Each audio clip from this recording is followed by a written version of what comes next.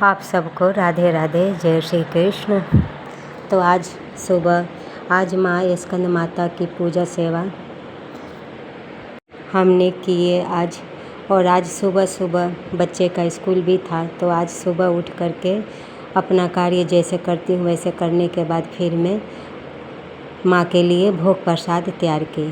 तो आज मैं पूरी, शुद्ध घी में पूरी और आलू की भुजिया बना करके भोग लगाई माँ को। चलिए मैं बता दूँ आप सबको कि अष्टमी और नवमी पूजन होता है, कन्या पूजन होता है। कोई अष्टमी पूजन करता है, कोई नवमी पूजन करता है, कोई भी दिन पूजा करे, अच्छी बात है। लेकिन हमें कन्या, 4 वर्ण की कन्या होती है, उनको खिलाना चाहिए।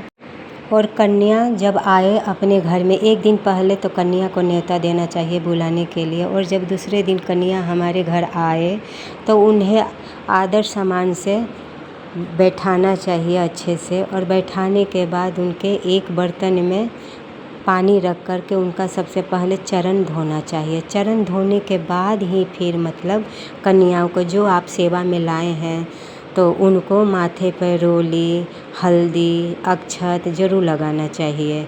फिर चुनरी ओढ़ाना चाहिए, पैरों में मैया के महावर लगाने चाहिए। और हमें इस भाव से सेवा करना चाहिए क्योंकि वो 9 रूपी कन्या है, ये नहीं कि लड़कियां हैं। तो भाव बोला गया है ना कि भाव का ही सब खेला है, भाव से ही सब होता है। तो कन्या को हम कन्या रूप में करेंगे तो फिर मन में इधर उधर होगा ही होगा। और जब कन्या को हम देवी रूप में हम देखेंगे तो फिर वही हम जो अपनी मैया के लिए करते हैं वही हम उनके लिए भी करेंगे। तो ऐसा करना अच्छा होता है।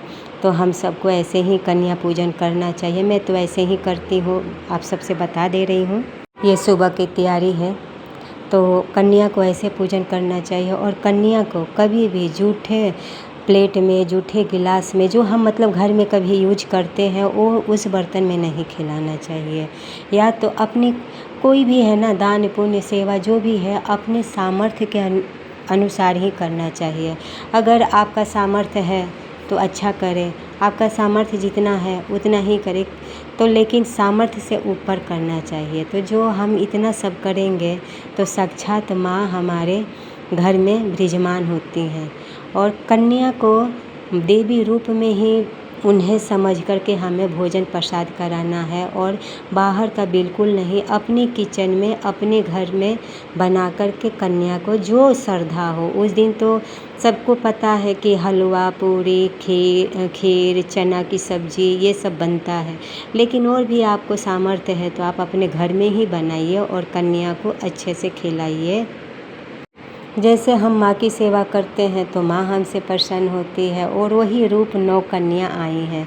तो 9 कन्याओं का भी ये दोपहर का समय है जो लल्ला के लिए भोजन प्रसाद बना है, फलाहारी। और तो वही भाव से हमें कन्या का भी पूजन सेवा करना है।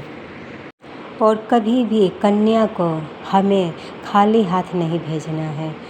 कन्या को एक हाथ में फल ज़रूर देना है ताकि खाली हाथ न कन्या जाए। जब घर से हम देवी का रूप समझ के पूजा किए ना, तो जब देवी का रूप हम समझ के पूजा करें तो घर से क्या हम देवी को खाली रखेंगे? नहीं ना, उनके हाथ में कुछ ना कुछ हम भरेंगे ज़रूर।